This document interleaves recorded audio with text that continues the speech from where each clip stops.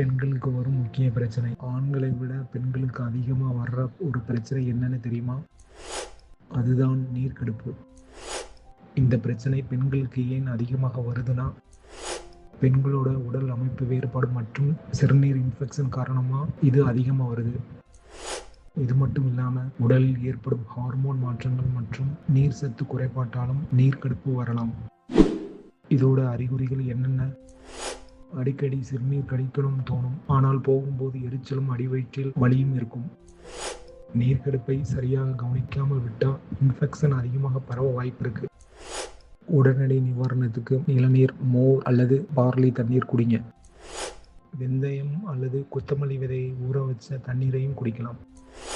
முக்கியமாக தண்ணீர் அதிகமாக குடிங்க. ஹைஜீனிக்கை சரியாக கடைபிடிங்க. நீர்க்கடுப்பு பிரச்சனை நீடித்தால் கண்டிப்பாக மருத்துவரை அணுகவும். இந்த வீடியோ பிடிச்சிருந்தா லைக் பண்ணுங்கள், உங்கள் ஃப்ரெண்ட்ஸுக்கு ஷேர் பண்ணுங்கள். அப்படியே நம்ம சேனலை சப்ஸ்கிரைப் பண்ண மறந்துடாதீங்க.